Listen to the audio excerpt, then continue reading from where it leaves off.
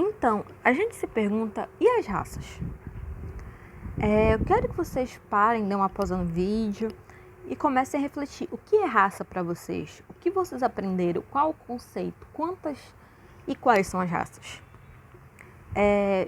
Antes de tudo, de começar a falar sobre raças, os humanos, eles sempre tiveram essa questão de diferenciar o que é eu e o que é eles.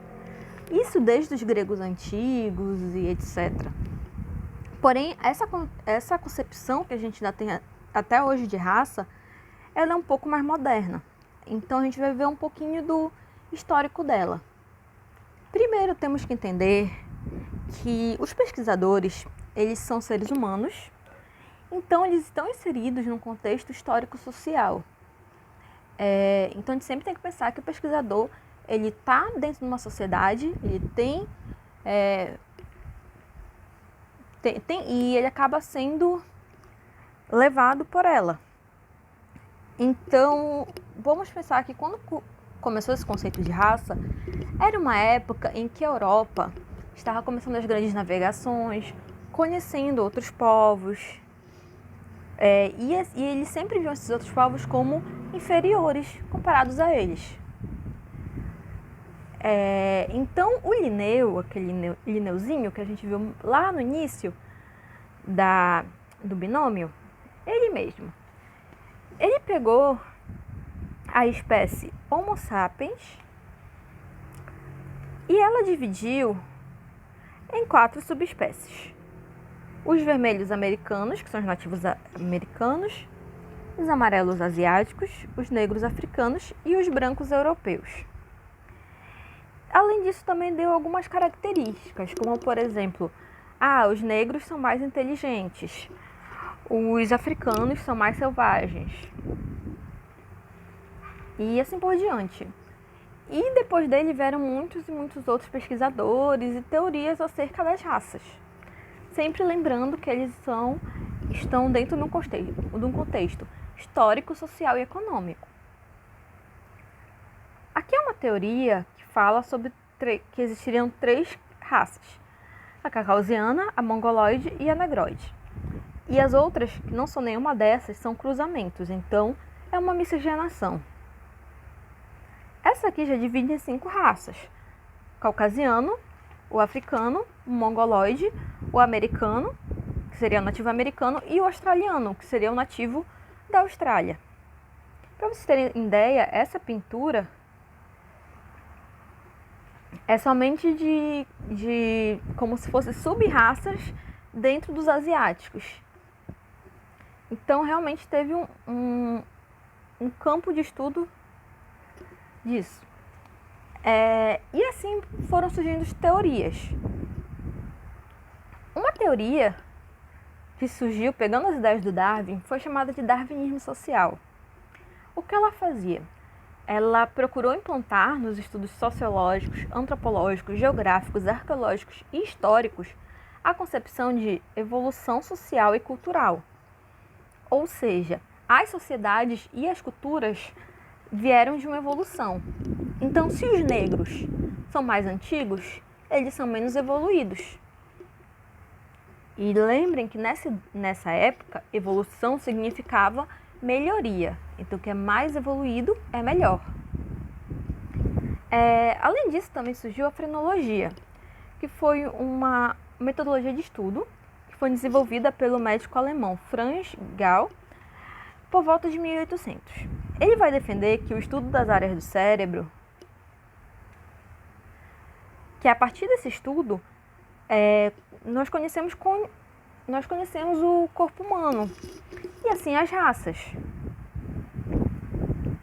Então aqui é uma publicação do Jornal Americano de Frenologia da sociedade, né? E aqui uma página ilustrativa mostrando as partes do cérebro e que parte é responsável por que tipo de comportamento. E claro que normalmente o homem branco era mais desenvolvido, como por exemplo a área da inteligência do homem branco era mais desenvolvida e assim por diante. Além disso, também surgiu a antropometria, que ela é usada até hoje, só que de outra maneira. A antropometria é um estudo de proporção das partes do corpo. Por quê? Antropo é humano.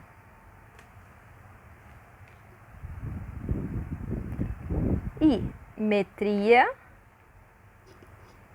é medida. Então seria a medida do humano. A medida da proporção das partes do humano. A antropometria é usada até hoje na parte forense, em que se você tiver restos mortais, alguns ossos, e quiser saber se é homem, se é mulher, se é adulto, é criança, a partir desses ossos você consegue ter uma leitura de certos aspectos daquele indivíduo. E também tinha a craniometria ou craniologia, que, como tem a palavra crânio, é realmente os nossos crânios. Então, era o estudo da dimensão craniana e do cérebro. Um dos principais pesquisadores dessa ciência foi o craniologista Paul Broca, que em 1859 fundou a Sociedade Antropológica de Paris. Aqui é para vocês terem noção nessa imagem das medidas que se faziam acerca da dimensão da cabeça. E aqui é um estudo mostrando o crânio de um caucasiano, de um negroide e de um macaco. Como vocês podem ver, esse, o crânio é mais proeminente e o cérebro é um pouco mais achatado do que nesse aqui. Então, o que é que eu posso dizer daqui? Que os negros são mais antigos, então eles são mais parecidos com os macacos. Logo, eles são menos complexos, menos inteligentes do que quem tem esse tipo de crânio. Então, todas essas acabaram sendo justificativas para um preconceito que foi sendo enraizado dentro da sociedade. Mas lembrando que que os cientistas não faziam esses estudos por serem ruins, por maldade, porque eles estavam dentro de um contexto em que se pensava isso.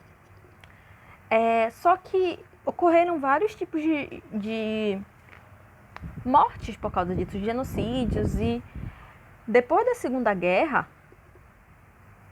com todo o holocausto, toda aquela ideia de uma raça superior, outra raça inferior, etc., a ciência começou a tomar um outro caminho. E o marco histórico foi, na década de 90, o projeto Genoma Humano, em que foi sequenciado o genoma humano e também fizeram comparações. E eles viram que não há diferença de uma chamada raça para uma outra chamada raça.